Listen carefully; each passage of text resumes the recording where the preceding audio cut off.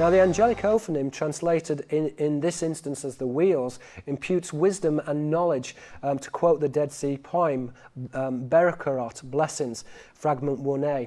So we can see not only are the angels themselves depicted in the esoteric tradition as abductors, but they also have this relationship with sacred knowledge, this esoteric knowledge which is deemed as being angelic and which is quite separate and very specific from human knowledge. So in Berekarot we read, "Thy glorious chariots, their cherubim and their wheels," so therefore we see this relationship between the cherubim and the wheels, the Ophanim, and all their companies. Their companies here would be Sabaoth, Sevet, the crew of a naval vessel, the angelic host. Foundations of fire, which this would be the Seraphim, the dragon lineage, and flames of brightness, and glorious height, holy foundation and source of majesty, reservoir of might and miraculous deeds, foundation of wisdom and patterns of knowledge. So in other words, all knowledge comes from this original source, which is deemed as angelic. The source of the holy counsel and the true foundation, treasure house of intelligence and everlasting mercies and mysteries of marvels in their revelations. So as we can see, the term Ophanim itself is represented as a type of chariot or a type of ship or a vessel, as we can see in the slide with Ezekiel's vision, and we can see here that the angelic Ophanim are represented as shining. These are shining vessels. Now, in the passage highlighted, the account refers to the chariots of the gods and is used in the Berekarot Codex as a parallelism of the Ophanim wheels expressed in terms of fire and light. Of course, we said that the Elohim, the lofty ones, those who are high, has this connotation of the shining ones, and the shining ones is another manifestation of the Seraphim, seraph of fire, a flaming seraph. So, but the connotation, as we said, when we go back to the etymology of the Ophanim, the wheels, there is this correspondence between Ophir, which is shining, and Ophan, which is a wheel. So in this respect, this is a shining wheel, a revolving wheel. This is a wheel which actually moves and can be seen to be spinning. Now, furthermore, the Ophanim, the circular ones, are associated in the text with the Holy Council, summarized as the Elohim gods. So we're not here just dealing here with one God. We are dealing, and this is even found within Judaic theology, originally God himself. He is this commander of the host, and therefore there are other deities. He is part of this larger council of deities which rule over mankind. So as we can see that the Ophanim themselves, they are identified with this holy council, this council of gods which have dominion or rule over mankind.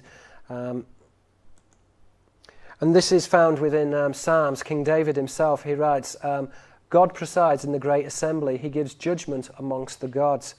Now, as we can see from this depiction here, we have the heavens which are opening up, and we can see the angelic host.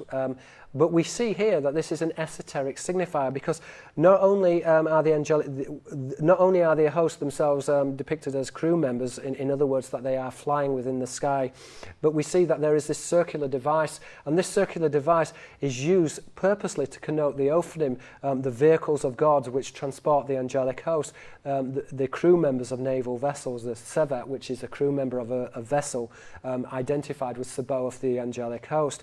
And in this respect, we can see that this circular is elliptical in shape and is very reminiscent of a UFO, but the elliptical shape also connotes the eye of God, the eye being the watcher, so therefore Theos a god, Theros a watcher, Therion a beast. The terminology Therion a beast connoting a dragon, as in Dracos eye. The wordplay in the Semitic would be the Elohim equated with Awim, the serpent, and Erin, a watcher. So it can be seen both in the eyes of the psalm writer King David and in the Berekarot Codex. God is one of the many deities from which, to paraphrase the Apocrypha text, the wheels and all their companies are considered as the true foundation of the Holy Council, an assertion that implies a consociation between God and his command over his emissaries, the angelic vessels. Now, idiomatic, the jargon Ophanim, the circular ones, is compatible in modern parlance with a UFO depicted as a ship. Theoretically, a type of sailor, the angels are referred to frequently in Apocrypha accounts as the Erin, the watchers, or the shining ones. Implicit of the Elohim, the gods, the term literally means the lofty ones, but is sometimes translated as the shining ones because of the connotation with the Erin, which are the shining ones or the watchers. And the terminology Elohim itself is identified with their servitors, the Seraphim, which are the flaming ones or the burning ones. So there is this close relationship between the Elohim gods, represented as Awim, a serpent, and the, or other words, Yahweh, Awa, which is the Aya, which is the verb to be, and Aya, a serpent, or indeed the Elohim and Awim, a serpent. These correspondences suggest the Seraphim or the serpent, the dragon. Now it's interesting when we actually begin to look at the occult symbology of the Ophanim. But in esoteric lore, the Ophanim is visualized as a winged disc, variously a flying dragon stylized as the bird or the seraph. So the terminology Ophanim is closely identified with the bird and the seraph. The comparison of the Ophanim to a winged angel is found in the Aramaic noun offer, a bird, a creature that is often combined in Hebrew with Ephra and Asp, in other words, a winged serpent. Symbolic, the snake and bird are each etymological permutations on the Ophanim, the circular ones. So the snake itself is represented as circular or round, and indeed the angel itself typically is crowned with a round halo, which would signify the round ones, the shining ones, the circular ones, and is correlated with the concept of a watcher, an entity that is depicted as a dragon or a deity.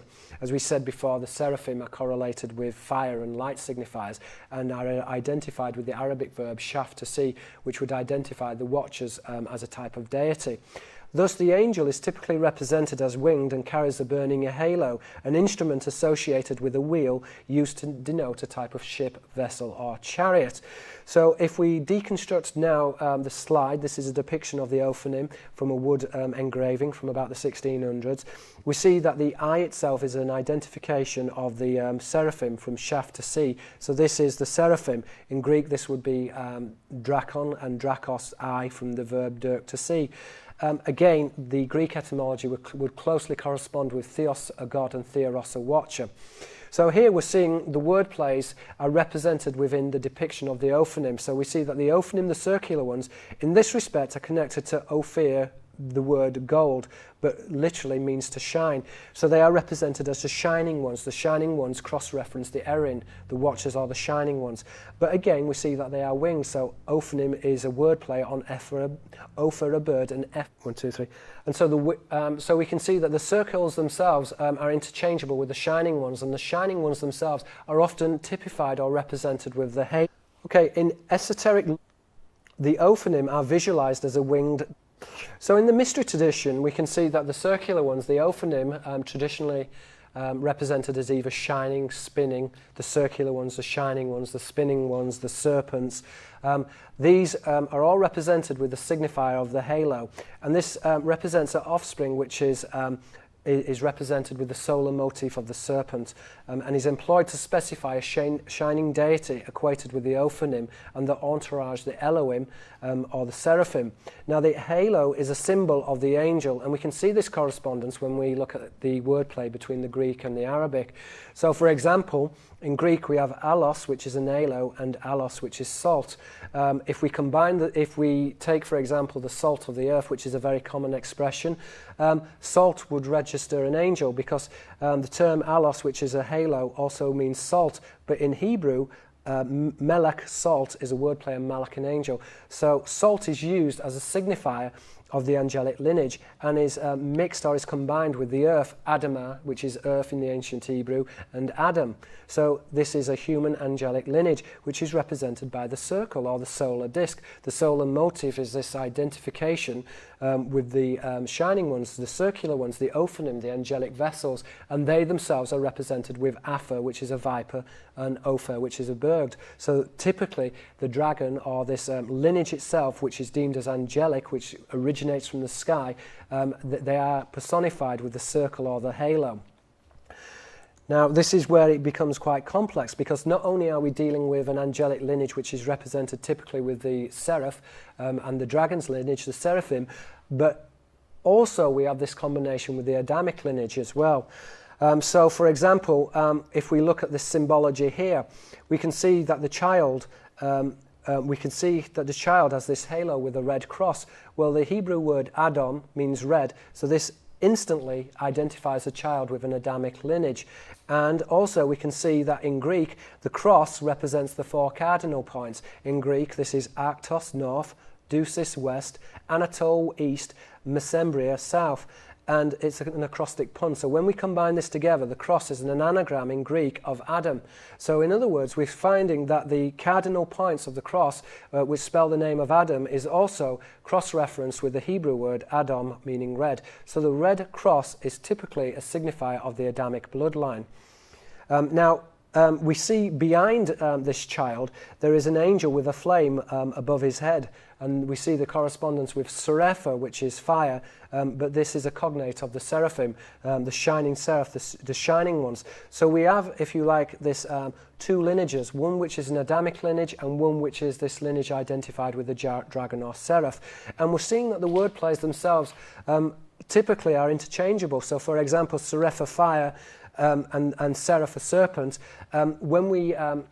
when we transfer this over to the Adamic lineage, we would see the same correspondent wordplay with Ishman and Eshfire. Now also we can see in this context that the baby Jesus is represented as nude.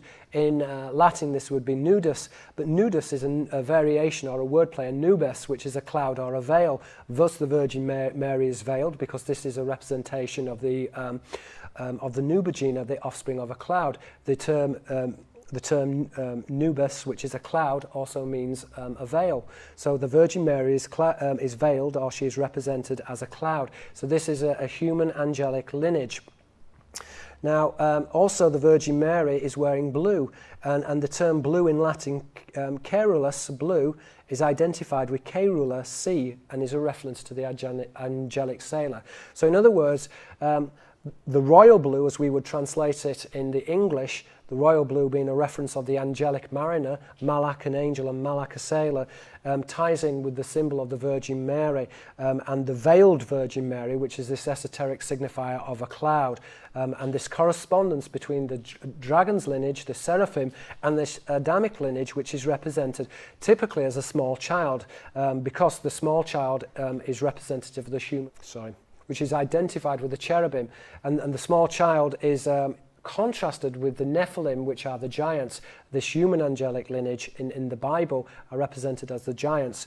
The small child is represented as human, this human lineage.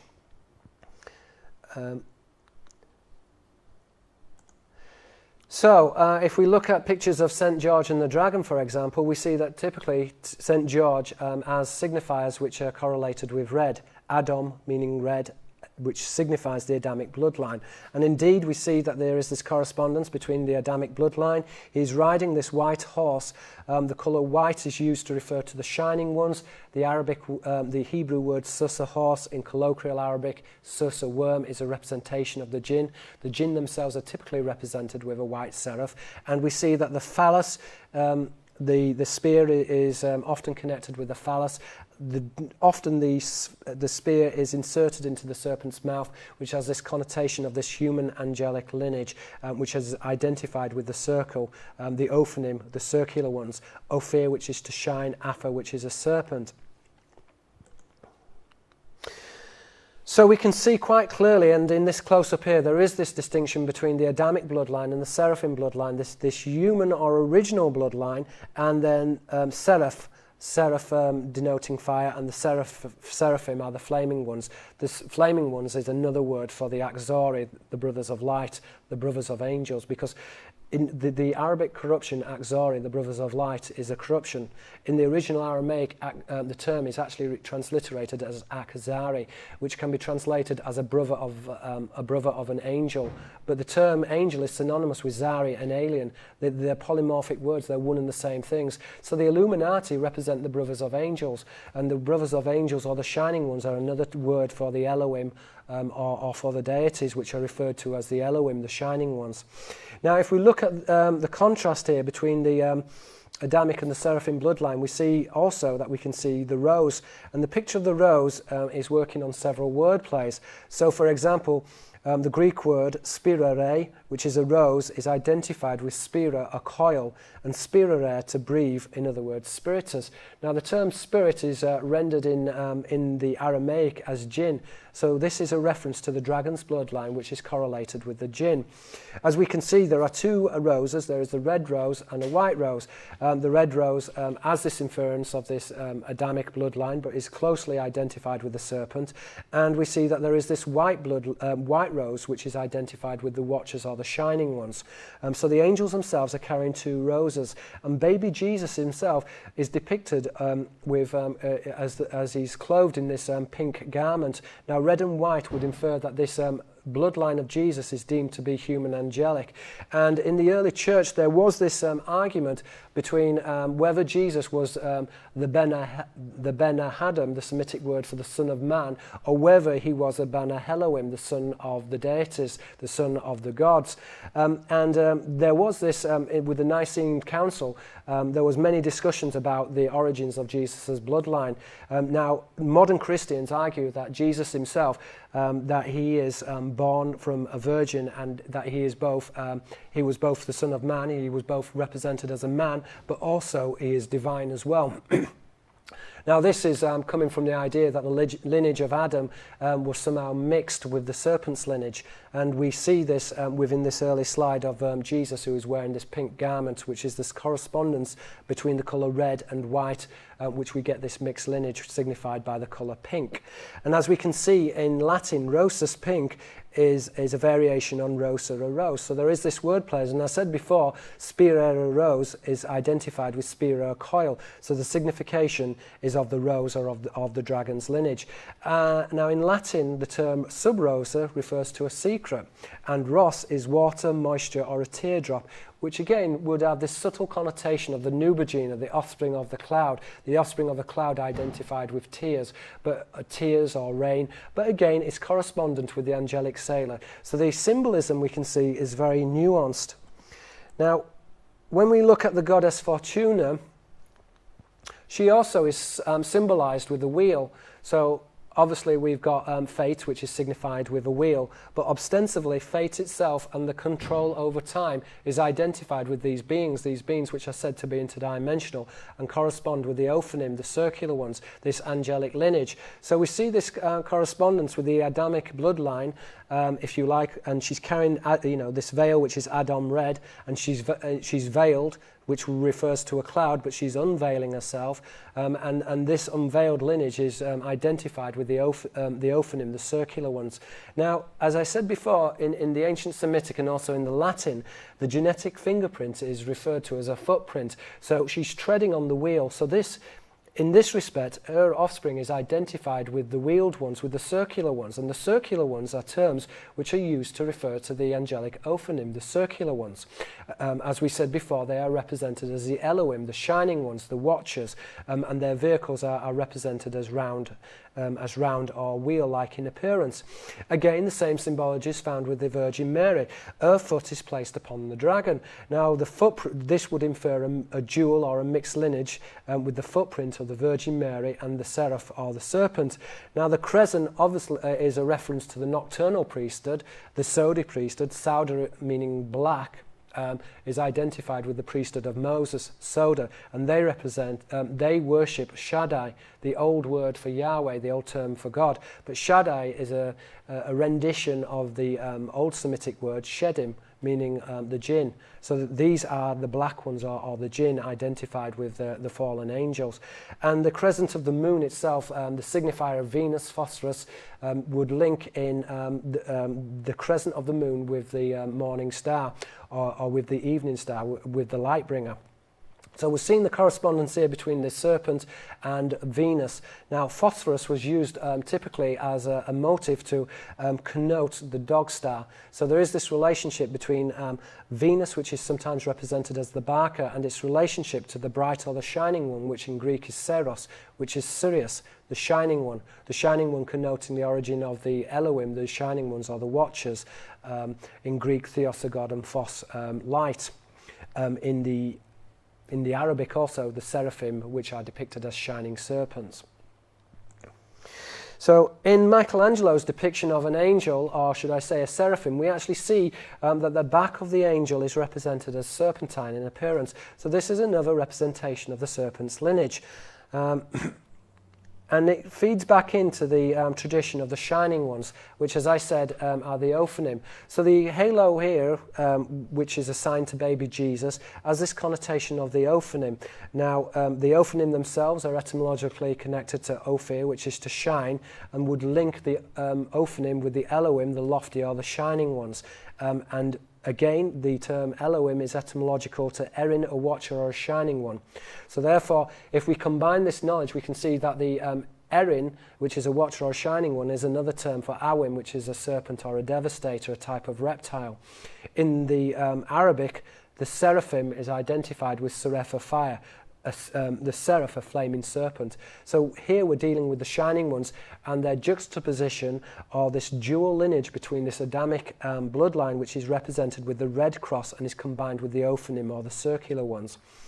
So a double signifier of an angel and its vessel, the halo, is emblematic of the solar motif and is linked conceptually to regeneration of life, symbolized as light or knowledge. So this feeds into the esoteric tradition.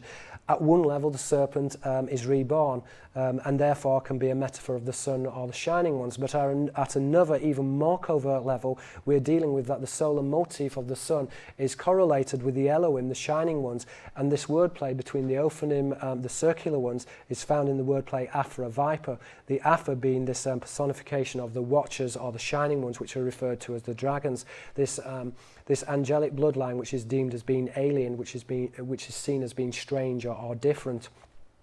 So as I said, esoterically, the Ophanim describes radiant light, as in Ophir, golden or shining, and our word associations grouped variously with the Elohim, the Seraphim, and the Erin. All of these words can be translated as the shining ones. The Elohim has the connotation as one who is lofty, one who originates from heaven.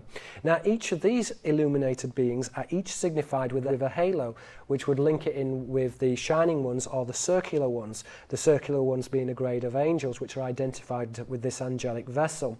And again, there is this correspondence with the circle closely being associated with the reptile. The reptile, a personification of an angel. So in short, the deities are represented as bright and are further evidence in their respective etymologies, which we can see are listed in the following slide individually. So we can see that in the Apocrypha traditions, all of these lucent beings are thematically a vassalliation on the Axori, the brothers of light. In Arabic, a corruption taken from the original Aramaic name Axari, the brothers of angels. Now, in Aramaic, the classification Zari, an angel, is polymorphic and also means an alien, stranger, or visitor. So in other words, we see that there is this correspondence in the original Aramaic between Zari, which is an angel, but it has this other meaning of an angel. Thus, in the ancient languages, the angels is synonymous with an alien, a being that is represented with light, implicit of a deity or a shining one. So the Axori is just another name or an esoteric signifier used to refer to the brothers of angels, and these are is a term used to refer to an alien. So as we saw earlier, we could see that there was a relationship between Zari, an angel, and an alien, and Sira, which is a boat, identified with Sa, which is a captain or a prince, but literally it's connoting this implication that he is a leader of a boat. So, as already established, these effluent terms are different epigraphs for the Elohim, or the watchers, rendered as a dragon. So, Theos, a god, Theros, a watcher, Therion, which is a beast. Now, rather cleverly, the Arabic titular Axori, the brothers of light, Latin the Illuminati, encodes a thrashrak. Thrashrak in Arabic is a reversed anagram. So we can see this would be a phonetic anagram, and we can see it displayed in the Arabic noun Zorak, a flat-bottomed boat, a nautical motif that stands for a sailor or an angel, equated traditionally with a circle vessel, the Ophanim. Now, the relationship between the brothers of light and their counterpart, the brothers of angels, Acher and Alien, is demonstrated in the following vocabulary. And we'll go through this vocabulary in a moment.